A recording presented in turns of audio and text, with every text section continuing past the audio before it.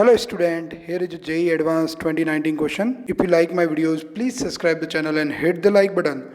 In a radioactive sample, potassium nuclei either decay into stable calcium nuclei with decay constant 4.5 into 10 raised to minus 10 per year, or into stable argon nuclei with decay constant 0.5 into 10 raised to minus 10 per year.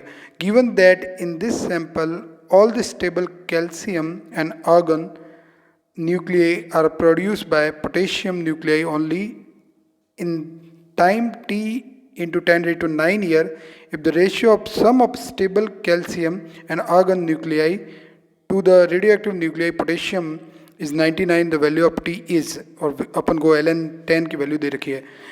तो भाई यहाँ पे क्या है कि अपने पास कुछ potassium का सैंपल है न्यूक्लियाई का, वो डिके हो रहा है और वो दो ऑप्शन है उसके पास डिके होने के लिए, ऑर्गन में भी डिके हो सकता है और कैल्शियम में भी, और दोनों का डिके कांस्टेंट गिवन है. तो अपन बोल सकते हैं कि जो इक्विवेलेंट डिके कांस्टेंट है ऐसे में, क्योंकि दोनों में डिके हो सकता है, तो लैम्डा 1 और लैम्डा 2 का समेशन हो गया, जो कि यहाँ पे हो जाएगा 5 into 10 raise to minus 10. According to question अपन को क्या बोल रहा है, अकॉर्डिंग टू क्वेश्चन ये बोल रहा है कि किसी time t into 10 raise to 9 में जो रेशियो है sum of stable calcium and argon nuclei और जितने पोटेशियम न्यूक्लियाई है उस टाइम पे उनका रेशियो 99 है. तो ये क्या है, कैल्शियम और ऑर्गन न्यूक्लियाई कितने होंगे जितने डिके हुए हैं.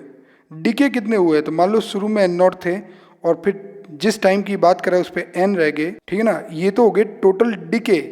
डिके होने के बाद क्या बना होगा, तो कैल्शियम और ऑर्गन ही बना होगा.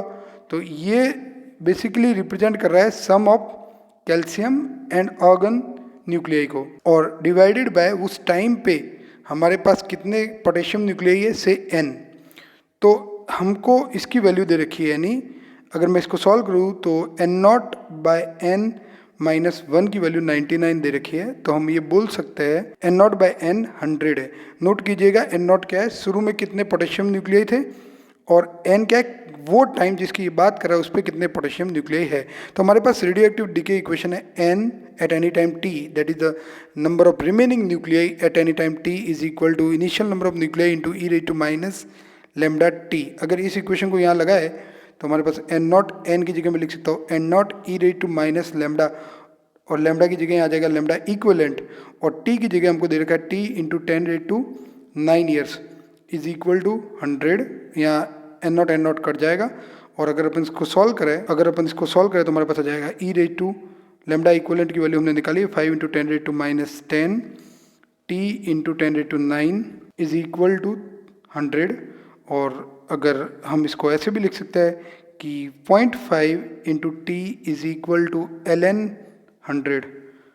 0.5 इंटू टी ln 100 को अपन कैसे लिख सकते हैं, ln 10 रेज टू 2. तो हमारे पास हो जाएगा 0.5 को अपन लिख देंगे 1/2 इंटू टी, और यहाँ पे ln m raise to n is equal to n ln m, ये हो जाएगा हमारे पास.